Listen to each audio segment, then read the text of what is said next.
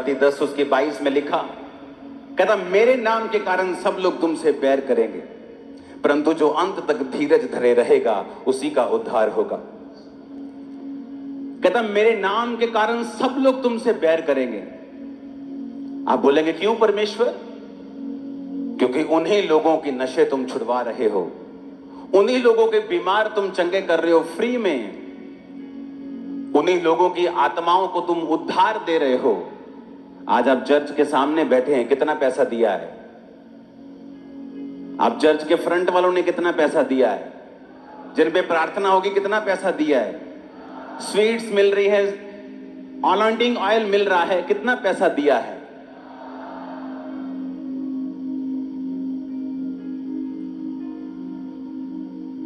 इसलिए जीसस और उसका वचन इतना पावरफुल है कि आज आधी दुनिया यीशु मसीह को मानती है।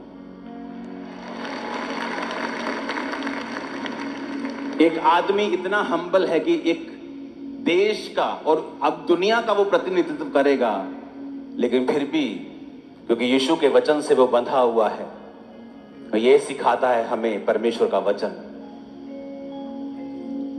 आज कोई भी मुंह उठाता है और जीसस के पूरे स्ट्रक्चर के ऊपर सवाल खड़े कर देता है, पूरी बाइबल पे सवाल खड़े कर देता है। ये बहन भाई गलत हैं, लेकिन अगर ये धर्म होता तो लड़ाइयां की जाती। लेकिन जीसस ने कहा तुम प्रेम करो, सिर्फ अपने साथियों से ही नहीं, अपने धर्म वालों से ही नहीं, बल्कि दूसरों से भी जो तुमको बुरा कहते हैं। इसीलिए क्रिश्चियनिटी अलग है और सबसे ऊपर है, टॉप पे।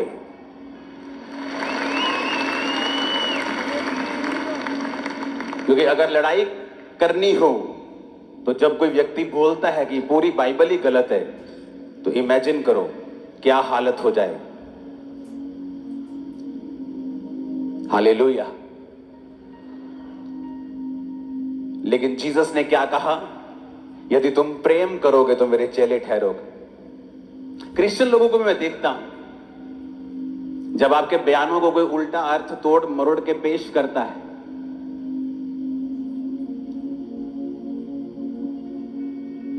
वो बयान उसके लिए नहीं है, लेकिन अगर वो उसे अपने लिए लेना चाहते हैं तो ये उनकी मर्जी है, हमारी नहीं।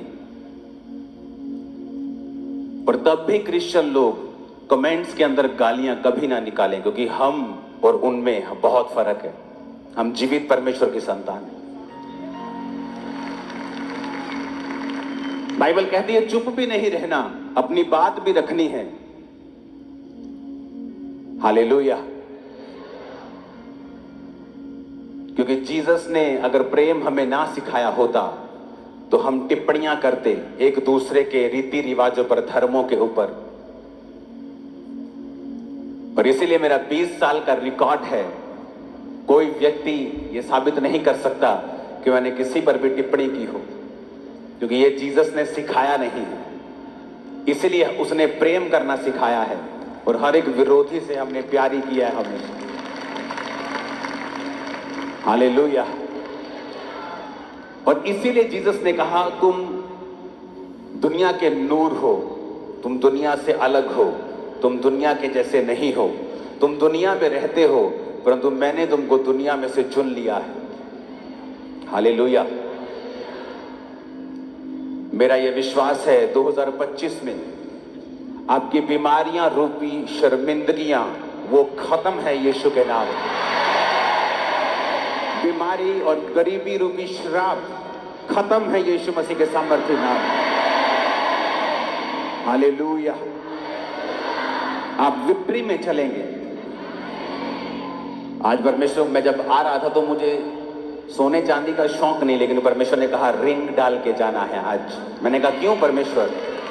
परमेश्वर ने कहा इसलिए कि यह निशानी है कि तुम राज्य करोगे, राज्य। और बहुत लोगों को लगता है क्योंकि जब आपको तोड़ मरोड़ के पेश करना हो तो इसको आप तोड़ के भी पेश कर सकते हैं। देखो जी साढ़े तो राज करना चाहते। जीसस ने कहा मेरा राज यहां का नहीं मेरा राज वहां का है। हालेलुया। अरे मेरा राज यहां का बना के तुम मुझे छोटा कर रहे हो। वो जीसस, वो परमेश्वर, वो यहोवा पिता जिसने ऐसे प्लैनेट्स बनाए हैं जो हीरो के, सोने चांदी के बने हैं। इतना पैसा एक प्लेनेट अगर बेच दें, इतना पैसा होगा धरती पर $100 की ढेरियां लगाकर वो चंद्रमा तक पहुंच जाएंगी। इतना पैसा उस एक प्लेनेट से बिकेगा। और ऐसे खरबों खरबों खरबों प्लेनेट्स हैं जो परमेश्वर ने बनाए हैं। तो तुम परमेश्वर को छोटा करना चाहते हो कि मेरा राज यहां का है, उसका राज यहां का नहीं है। जब मैं आपको कह रहा हूं आप राज्य करेंगे, तो मेरा यह मतलब है आप शैतान के राज के ऊपर राज्य करेंगे, बीमारियों के ऊपर राज्य करेंगे, गरीबी के ऊपर राज्य करेंगे, आप अपनी उस पाप के ऊपर राज्य करेंगे। लेकिन प्रॉब्लम यह है कि जब बेसमझ व्यक्ति आपको सुनता है तो कभी समझ नहीं पाता आप क्या कहते हैं। इसलिए जीसस की बातों को लोग समझ नहीं पाते थे। कहते थे अच्छा इसने तो ये कहा है कि ये मंदिर को ढा देगा और 3 दिन में बना देगा। जीसस ने कहा मैं उस मंदिर की नहीं, इस मंदिर की बात कर रहा हूं। हालेलुया, कि मैं मुर्दों में से जी उठूंगा 3 दिन के बाद। मेरा यह विश्वास है और ये एक एग्जाम्पल है हमारे लिए। अगर हम प्यार करेंगे और परमेश्वर के आत्मा में और पवित्रताई में आगे बढ़ेंगे, वो आपको इतना ऊंचा करेगा और वो इतना ऊंचा करेगा जहां से आपको अगर देखना ही पड़ जाएगा तो गर्दनों में बल पड़ जाएंगे, आप इतना ऊंचा हो। Hallelujah, hallelujah. आज से कुछ साल पहले जब पंजाब में बहुत विरोध चल रहा था, इतना विरोध चल रहा था कि कहने की बात नहीं, और हम अन्य जाति लोगों का इलाज करवा रहे थे हॉस्पिटल्स में। मैं अपनी टीम से कह रहा था, मैंने कहा अगर हम ये बात को लोगों को बताएं कि देखो तुम्हारी ही जाति के लोगों का इलाज चर्च करवा रही है, लेकिन बाइबल क्या कहती है? प्रेम सब अपराधों को ढांप देता है। इसलिए चर्च ऊंची हुई है, क्रिश्चियनिटी बड़ी है, क्योंकि ये धर्म नहीं, ये एक बेदारी है, ये परमेश्वर का काम है। आपका न्यू ईयर जो आप परमेश्वर के भवन में हो, खुदा के भवन में आप इस नए साल में हो, ये ऑर्डिनरी बात नहीं है। परमेश्वर आपके विश्वास को जो आपने प्रभु के लिए दिखाया है उसका ऑनर करेगा। वो आपके वंश को बढ़ाएगा, सारे श्रापों को खत्म करेगा, वो आपके रास्तों को साफ करेगा और आपको नेक्स्ट लेवल पे लेके जाएगा। आमीन। ऊंचा खड़कने वाला यीशु मसीह के नाम में हालेलुया, हालेलुया। यीशु मसीह ने कहा उनसे मत डरना जो शरीर को नाश कर सकते हैं, उससे डरना जो शरीर और आत्मा दोनों को नाश कर सकता है। 2025 हमें प्रार्थना करनी होगी, क्योंकि इकोनॉमी के ऊपर डिप्रेशन आएगा। जो लोग खुदा में होंगे, टाइदर्स होंगे, गिवर्स होंगे, वो बचेंगे, बच जाएंगे। लेकिन आप देखोगे, बाइबल कहती है, जब यिर्मयाह भविष्यद्वक्ता, यशायाह भविष्यद्वक्ता में जब आप पढ़ते हैं, यहोजकेल में आप पढ़ते हैं, तो परमेश्वर ने कहा महंगी की तलवार चलेगी, महंगी आएगी, जब चीजें महंगी हो जाएंगी। आप देखोगे 2025 में बहुत सी चीजें इतनी महंगी होंगी कि वो रिकॉर्ड ब्रेक कर देंगी, जो परमेश्वर ने मुझे दिखाया।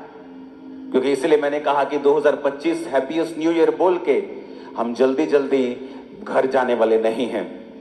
हमें कल प्रार्थना करनी है। आप दिन रात के रोजों में कल से नहीं है।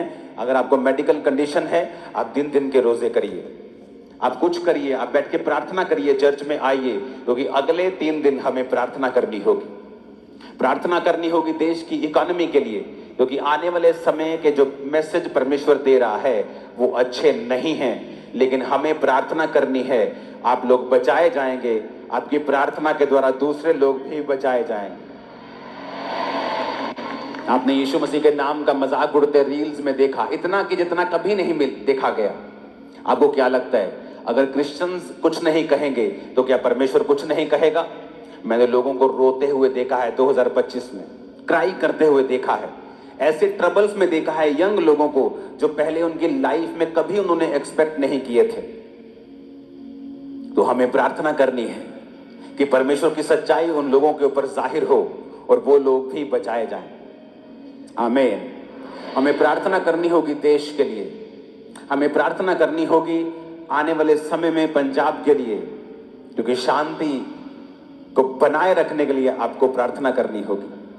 हालेलुया। हमें प्रार्थना करनी होगी आने वाले समय के यूथ के लिए, क्योंकि जितना वो बिगड़ा हुआ आपको 2025 में दिखेगा, आपने लाइफ टाइम में कभी नहीं देखा होगा। इसलिए मैं कह रहा हूं कि हैप्पीएस्ट न्यू ईयर सिर्फ हैप्पीएस्ट न्यू ईयर बोलने से या मैसेज फॉरवर्ड करने से नहीं हो जाता। हमें परमेश्वर का आत्मा दिखाता है और समझाता है आपको क्या करना है, आपको क्या बोलना है, क्या आपको प्रार्थना में परमेश्वर से कहना है, प्रभु क्या कह रहा है आपको, और उसके अनुसार आपको प्रार्थना करनी है। इसलिए चर्च बनाई गई है। चर्च का मकसद सिर्फ आकर बरकत लेना नहीं होता। मैं बहुत सारे लोगों को बोलता हूं, जब वो आके बोलते हैं कि हम बड़ा स्ट्रगल कर रहे थे, हमसे हो नहीं पा रहा था, लेकिन अब प्रभु ने हमें ग्रेस दी है, अब हम आपकी चर्च में आते हैं और सब रुकावटें दूर हो गई हैं। तो मैंने कहा ये कौन सी बड़ी बात है, अभी तो पहला स्टेप हुआ है, अभी तो आप सिर्फ चर्च में आए हैं, तो कौन सी बड़ी बात है। अब चर्च में आकर आपने परमेश्वर के लिए क्या किया है, आपने कौन सी सेवा में हिस्सा लिया है। क्या आप सुसमाचार टीम के हिस्सेदार हैं? क्या आप पम्फलेट बांटने जाते हैं? क्या आप बीज बोते हैं? क्या आप प्रार्थनाएं करते हैं? क्या आप फास्टिंग करते हैं? क्या करते हैं आप? क्योंकि जब आप एक चर्च में शामिल होते हैं, आपको उस चर्च के दर्शन में शामिल होने के लिए परमेश्वर बुलाता है। इसीलिए बहुत से लोग बरकत नहीं पा पाते जो अलग अलग चर्चिस में जाते हैं। क्यों?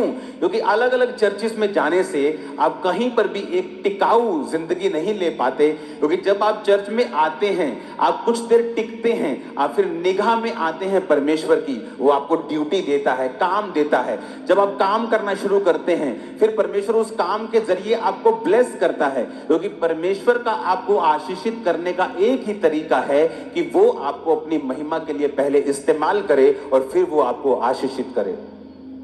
लेकिन जब हम ये सोचते हैं, ओ अब मेरी कंफ्यूजन ठीक हो गई है, अब मैं इसी चर्च में आऊंगा, अब मुझे पता लग गया ये चर्च आत्मिक है, तो बहुत बड़ी बात नहीं है आप यहां पे आए हैं। ये तो शुरुआत है, it's just a starting point, ये तो एंट्री है आपकी, ये कोई बहुत बड़ी बात नहीं है। अभी आप आएंगे, उस दर्शन में शामिल होंगे, आपको मालूम होगा परमेश्वर क्या चाहता है। वो चाहता है मैं प्रार्थना करूं, वो चाहता है कि मैं अपने पास्टर के लिए, अपनी चर्च के लिए प्रार्थना करूं। वो अलग अलग आपको ड्यूटीज देता है, और जब आप उन ड्यूटीज में शामिल होते हैं, तब परमेश्वर आपको आशीषित करता है। इसलिए मैं कहता हूं कि सिर्फ बिलीवर बन के चर्च में कभी मत आओ, चर्च के हर काम में आपका एक्टिव हिस्सा होना चाहिए। अगर आप चाहते हैं कि परमेश्वर आपको ब्लेस करे, तो चर्च के हर दर्शन में आपको शामिल होना होता है। इसीलिए परमेश्वर आपको भवन में रोपता है, यानी आपको बोता है भवन में। आमीन। ऊंची आवाज में आमीन बोलो। जो बात परमेश्वर ने मुझे आपको बोलने के लिए 2025 के लिए कही है, अगर आप चाहते हैं कि 2025 में वो जो चीजें मैंने बोली हैं आप उनमें ना आए, आप उस इकोनॉमी के डिप्रेशन का, उस महंगी की तलवार का जो चलने वाली है, आप उसमें अगर नहीं आना चाहते हैं, वो पाप, वो इंटरनेट पे वो चीजें जो आपने कभी नहीं देखी, वो रोना और करलाना भी बहुत अजीब तरीके का मैंने देखा है आने वाले महीनों में, अगर आप चाहते हैं कि आप उनमें शामिल ना हो, तो परमेश्वर ने कहा मेरे लोगों को बता कि तुम्हें बलिदान चढ़ाने होंगे। पुराने नियम में बलिदान चढ़ाए जाते थे, लेकिन नए नियम में अलग बलिदान चढ़ाए जाते हैं। दूसरा राजाओं 17 उसकी 36 में लिखा, परंतु यहोवा जो तुमको बड़े बल और बढ़ाई हुई भुजा के द्वारा मिस्र देश से निकाल ले आया, उसी का तुम भय मानना, उसी को दंडवत करना और उसी की बलि चढ़ाना। परमेश्वर ने कहा उसको बलि चढ़ाना, बलिदान करना। जब भी आप प्रभु के सामने, प्रभु बुलाता था कि तुमने पाप किया है, आ जाओ पाप बलि लेके आओ। कभी नहीं कहता था कि आके सॉरी बोल दो, सॉरी गॉड, सॉरी परमेश्वर। परमेश्वर कहता है सॉरी बोलना है, बलिदान लेके आओ, साथ में मेल मिलाप करना है, बलिदान लेके आओ, बैल लेके आओ, भेड़ लेके आओ, उसे चढ़ाओ। लेकिन नए नियम में बाइबल कहती है प्रभु यीशु मसीह एक ही बार कुर्बान होके हमारे लिए बलि चढ़ गया। अब हमें उन कुर्बानियों की जरूरत नहीं कि हम भेड़े और बैलों को लेके जाएं। लेकिन अभी भी बलिदान की व्यवस्था चेंज नहीं हुई है। लेकिन अब कौन से बलिदान है जो परमेश्वर चाहता है हम चढ़ाएं? वो बलिदान हमें नए नियम में मिलते हैं। पहला पत्रस 2 उसकी 5 में लिखा है, तुम भी आप जीवते पत्थरों के समान आत्मिक घर बनते जाते हो, जिससे याजकों का पवित्र समाज बनकर ऐसे आत्मिक बलिदान चढ़ाओ जो यीशु मसीह के द्वारा परमेश्वर को ग्रहण योग्य हो। कहता आत्मिक बलिदान चढ़ाओ। पहले तुम परमेश्वर बकरों को, बैलों को मांगता था कि अगर तुम्हें पाप बलि चढ़ानी है बैल लेके आओ, भेड़ लेके आओ। होम बलि चढ़ानी है, मेल बलि चढ़ानी है, बैलों और बकरों को वो लेके जाते थे। लेकिन जीसस ने एक ही बार अपने आप को चढ़ाया, अपना लहू लेके पिता के सामने गया और हमारे लिए एक ही बार वो कुर्बान हुआ। लेकिन बलिदान बदले नहीं हैं। हाँ, उनका रूप बदल गया है। अब परमेश्वर कहता है ऐसे आत्मिक बलिदान चढ़ाओ जो परमेश्वर को ग्रहण योग्य हैं। रोमियो 12 उसकी 1 आयत में लिखा है, इसलिए हे भाइयों मैं तुमसे परमेश्वर की दया स्मरण दिलाकर विनती करता हूं कि अपने शरीरों को जीवित, पवित्र और परमेश्वर को भावता हुआ बलिदान करके चढ़ाओ, यही तुम्हारी आत्मिक सेवा है। वो कहता है अपने शरीरों को जीवित चढ़ाओ परमेश्वर के सामने। इन्हें अपवित्र मत करो, इन्हें व्यभिचार में मत लगाओ, इन्हें ब्लू फिल्में देखने में मत लगाओ, इन्हें नशे करने में मत लगाओ। अपने शरीर को जीवित रखो परमेश्वर के लिए और पवित्र करके परमेश्वर को भावता हुआ बलिदान करके कहता उसे परमेश्वर को चढ़ाओ, यही तुम्हारी आत्मिक सेवा है। परमेश्वर ने मुझसे डायरेक्ट कहा है, अगर आप सिंपल बिलीवर हैं, just you are a believer, कोई खास आपकी प्रार्थना नहीं है, just you are a believer, आप जीसस में बिलीव करते हैं, मैं आपको बता रहा हूं शैतान जो सोच के बैठा है 2025 में, जिस तरह से इंटरनेट के ऊपर महंगाई के चीजों के द्वारा, इकोनॉमिक डिप्रेशन के द्वारा वो जिस तरह से सोच के बैठा है, मैं आपको बता रहा हूं आपको परमेश्वर की जरूरत हर साल बढ़ती जाएगी। यीशु मसीह ने कहा कि अपने शरीर को भावता हुआ बलिदान करके चढ़ाओ। भजन संहिता 4 उसकी 5 में लिखा है, धर्म के बलिदान चढ़ाओ और यहोवा के ऊपर भरोसा रखो। आत्मिक बलिदान चढ़ाओ और यीशु मसीह के द्वारा जो परमेश्वर को ग्रहण योग्य हो। अगर आप सिंपल विश्वासी हैं और तो मैं आपको एक सलाह देना चाहता हूं, आपका भाई होने के नाते, आपका आत्मिक अगुआ, आपका स्पिरिचुअल फादर होने के नाते मैं आपको एक सलाह देना चाहता हूं कि 2025 को अगर हैप्पीएस्ट करना है तो आप बलिदानों को चढ़ाना शुरू कर दें। वो बलिदान मेरे शरीर का है। एक नशा करने वाला व्यक्ति नहीं कह सकता कि मेरा शरीर को मैं मन भावता हुआ बलिदान करके यहोवा को चढ़ा रहा हूं। एक व्यभिचारी व्यक्ति नहीं कह सकता कि मैं अपने शरीर को बलिदान करके परमेश्वर को चढ़ा रहा हूं। परमेश्वर ने कहा तुम्हें आत्मिक बलिदान और धर्म के बलिदान चढ़ाने होंगे। वो बैल और बकरों की बलियां नहीं होगी, परंतु वो तुम्हारी जिंदगी होगी, तुम्हारे समय का बलिदान होगा, तुम्हारी इच्छाओं का बलिदान होगा। कि अगर परमेश्वर ने कहा है मुझे पवित्रताई में रहना है, मसीह में आने से पहले, बहुत पहले मैं एक लड़की को पसंद करता था अपने स्कूल टाइम में, और मैं हमेशा परमेश्वर को बोलता था कि परमेश्वर मेरी उसके साथ मैरिज क्यों नहीं करवाता तू। और कोई प्रॉब्लम नहीं थी, सब कुछ सही था। लेकिन जब मैं मसीह में आया मुझे मालूम हुआ कि मेरी लाइफ में परमेश्वर नहीं चाहता था कि मैं संसारिक लव में पढ़ूं। अगर मैं वो पढ़ता मुझे इतनी अच्छी वाइफ कभी नहीं मिलती। कई बार आप कंप्लेंट करते हैं कि परमेश्वर जिसे मैं पसंद करता हूं वो क्यों मेरी जिंदगी में नहीं है, जबकि वो आपकी जिंदगी में अगर आ जाए मैं आपको बता दूंगा आपकी जिंदगी नरक हो जाएगी, क्योंकि आप नहीं जानते फ्यूचर में क्या रखा है। आज मैं 2 दिन से परमेश्वर की प्रेजेंस में हूं तो भी आपने चर्च की व्यवस्थाएं देखी, कौन संभाल रहा है? मेरी वाइफ संभाल रही, मेरी टीम संभाल रही। आपने प्ले देखा, उसका डायरेक्टर मेरी वाइफ है।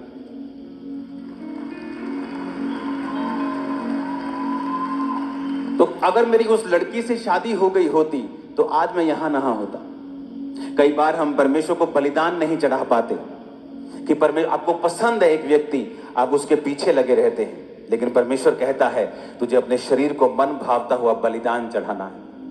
यूथ में ये प्रॉब्लम है, क्योंकि जब आप अपनी इच्छा और अपनी पसंद से चलने लगते हैं, कई बार आप भूल जाते हैं कि परमेश्वर ने आपके लिए एक बेस्ट रखा हुआ है।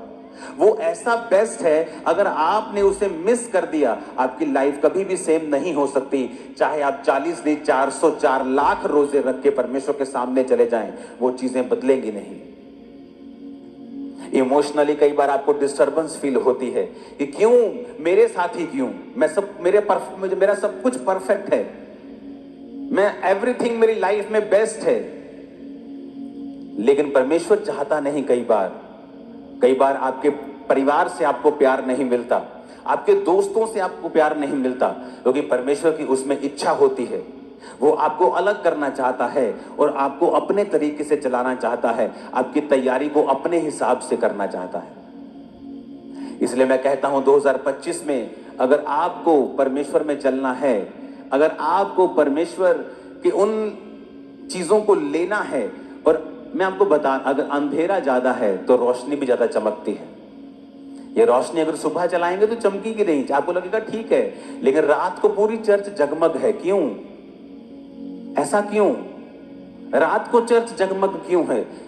क्योंकि अब बाहर अंधेरा है, इसलिए रोशनी चमक रही है।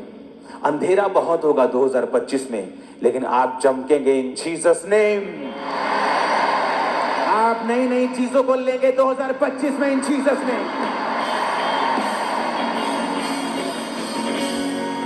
हालेलुया। रोना धोना बंद कर दें, इमोशनल डिस्टर्बेंस अपनी लाइफ से निकाल दें, जीसस की ओर देखें, क्योंकि वो फ्यूचर जो परमेश्वर ने आपके लिए रखा है वो मार्वलस है। अगर आप प्रभु की ओर देखते जाएंगे और सब कुछ प्रभु की ओर से होगा, कुछ साल बाद अपनी लाइफ को देखेंगे, बोलेंगे वाओ, थैंक यू लॉर्ड, तूने कितना बड़ा काम किया है, छक्के छुड़ा दिए शैतान के।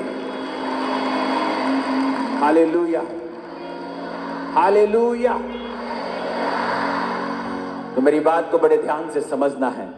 अगर आपकी लाइफ ऐसी है कि आप गिवर नहीं हैं, आप प्रार्थना करते रहते हैं, प्रार्थना, लेकिन टाइट नहीं बोते, आप प्रार्थना करते रहते बीजों को नहीं बोते, आप फास्टिंग नहीं करते, आपके अंदर परमेश्वर के लिए कुछ छोड़ने की इच्छा नहीं है, आप अपनी रिलेशनशिप्स को नहीं छोड़ पाते हैं, आप ऐसी चीजें नहीं छोड़ पाते जो परमेश्वर की ओर से नहीं है, तो मैं आपको बता रहा हूं, शैतान आपको बहुत तंग करेगा 2025 में। क्योंकि अगर आपको मैं पहले नहीं बताऊंगा और बाद में ऐसा होगा, तो आप कहेंगे कि परमेश्वर, सारी दुनिया के साथ जो हो रहा है मेरे साथ भी हो रहा है, तो क्या फर्क है मुझ में और सारी दुनिया में। लेकिन इसीलिए मैं कह रहा हूं कि कोई मूर्ख ही होगा जो 2000 इस मीटिंग 24 नाइट की मीटिंग को मिस करेगा, क्योंकि आप उस ग्रेस को आज लेके जाएंगे, आप प्रभु में चल पाएंगे, उसमें आगे बढ़ पाएंगे, आप देखेंगे परमेश्वर के कामों को अपनी जिंदगी में किस तरह से प्रभु का आत्मा कर रहा है। Hallelujah, hallelujah. ये चर्च, आप लोग, मैं, हम किसी के विरोधी नहीं, किसी धर्म के नहीं, किसी जात के नहीं, क्योंकि परमेश्वर का राज्य यहां का नहीं है। लोग मुझे फॉरेन में पूछते थे, क्या आप खालिस्तान को समर्थन करते हैं, क्या आप ऐसे हैं? मैंने कहा मैं किसी के खिलाफ नहीं, क्योंकि मेरा राज्य, यीशु का राज्य यहां का नहीं, वहां का है। हम उधर लेके जा रहे लोगों को अनंत जीवन की ओर, यहां नहीं। आमीन। ये परमेश्वर है हमारे बीच में, और मैं आपको बता रहा हूं 2025 में आपका जीवन बलिदान देने वाला होना चाहिए। जीसस को आपकी जान का बलिदान नहीं चाहिए, आप जीवित रहें, सारी उम्र भोग के जाएं, जीसस ने अपना बलिदान दे दिया है, आपको बलिदान की उसको जरूरत नहीं, लेकिन कहता आत्मिक बलिदान चढ़ाओ, आत्मिक बलिदान चढ़ाओ अपनी इच्छाओं का। कि मेरा फेवरेट प्रोग्राम चल रहा है, लेकिन पवित्र आत्मा मुझे प्रार्थना करने के लिए बोल रहा है। मैं पूरी दुनिया घूम सकता हूं, लेकिन आप इमेजिन भी नहीं कर सकते, अगस्त से मैं अपने घर से निकला नहीं हूं। दिसंबर आ गया, दिसंबर छोड़ो, अब तो जनवरी शुरू हो गया। आपके बीच में रहा हूं मैं 6 महीने, एक दिन भी मैं कपड़ा लेने के लिए भी अपने घर से नहीं निकला, क्योंकि अगर जिम्मेवारी आपकी बड़ी होती है, आपको सिस्टम बनाना पड़ता है। मुश्किल होता है, लेकिन आदत पड़ जाती है, और जब रिजल्ट आता है आप बोलते हैं कुछ भी नहीं, खुदा ने जो किया है बहुत बड़ा है। It's nothing. लोग सारी उम्र मेहनत करते हैं, उनको कुछ नहीं मिलता, लेकिन खुदा में की गई मेहनत कभी व्यर्थ नहीं जाती। हालेलुया।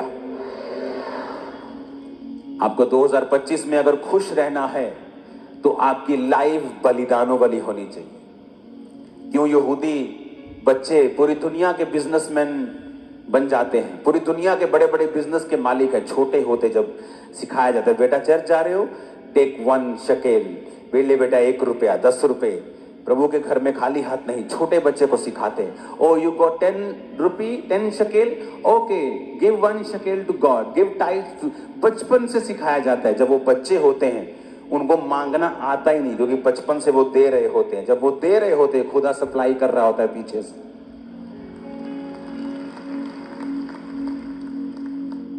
दाऊद ने अपना हजारों करोड़ों का सोना परमेश्वर में दे दिया था, और परमेश्वर ने कहा सुलेमान तूने बुद्धि मांगी पर मैं तुझको पैसा दूंगा। कहता प्रभु मैं पैसा तो मांगा नहीं मैंने। नहीं तेरे को दूंगा पैसा, मैंने नहीं मांगा। नहीं तुझे दूंगा, क्योंकि तेरे बाप ने कुछ बोया था तो मुझे वापस करना है। इतना करूंगा, इतना दूंगा। लोग बोलते हैं फलाना बंदा जी, पता नहीं कुछ बंदे का नाम क्या, फलाना बंदा दुनिया का सबसे अमीर था। झूठ है ये। सुलेमान के जैसा अमीर दुनिया में कोई नहीं था, ना है। उसकी वेल्थ ट्रिलियंस में है, बिलियंस में नहीं। ट्रिलियन के भी आगे होगा वो। इतना वो अमीर था, क्योंकि दाऊद का बोया गया उसकी लाइफ में वापिस आया। हमें अपनी लाइफ में ये देखना होगा, और हमें आदत डालनी होगी बोने की। जो हमने पहले कभी नहीं बोया, हमें वो बोना होगा। जितनी प्रार्थना पहले नहीं की, जो पवित्रताई, जो फोकस, जो लेवल, जो प्रार्थना, जो फोकस, जो मन की जो स्थिति जैसी पहली थी, उससे भी कहीं अधिक हमें परमेश्वर में जुड़ना होगा 2025 को हैप्पीएस्ट करने के लिए। फिर आप देखोगे आपकी कल्पनाएं वो सिद्ध कर देगा। आप सोचोगे वो कर देगा, आप सोचोगे वो कर देगा। आप मन में होगा मुझे ये करना है, और वो रास्ते खोल देगा। ओ आमीन। खड़कने वाला चाहिए। Hallelujah, hallelujah. परमेश्वर 2025 में आप जब प्रवेश कर रहे हैं, तो मेरी ये आपसे विनती है कि उसके वर्ड्स को अनदेखा अनसुना मत करना। अपने पड़ोसी को बोलो बलिदान वाला जीवन अपना लेना 2025 में। जो पहले नहीं किया वो करना, वही करना। आमीन, आमीन। अब ये आपको मालूम है या मुझको मालूम है कि पहले मैं कैसा था, अब मुझे और बलिदान कैसे देना है, मुझे नेक्स्ट लेवल पे कैसे जाना है, मुझे उस लेवल की तैयारी करनी है जो आने वाले फ्यूचर में परमेश्वर बता रहा है कि इस तरह का काम होने वाला है।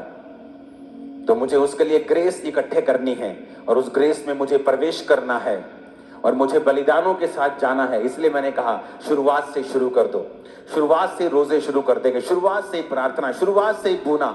ऐसा स्टार्ट मारेंगे, रुकेंगे नहीं यीशु मसीह के नाम में। Hallelujah, hallelujah.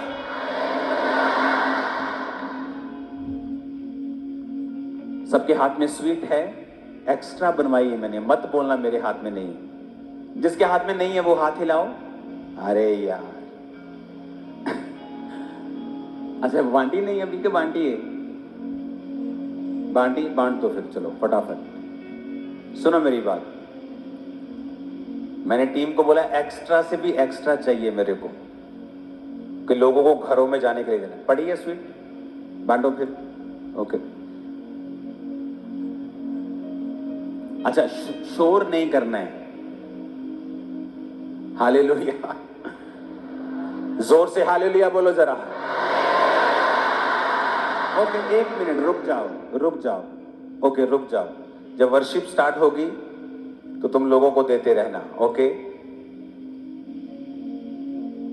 तो सबके लिए स्वीट है, एक्स्ट्रा बनी, 3 गुना एक्स्ट्रा है, डोंट वरी।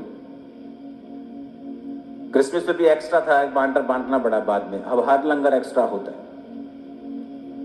कितने मेरी बात को समझ रहे हैं? हैप्पीएस्ट करना है न्यू ईयर, बलिदान। पड़ोसी को बोलो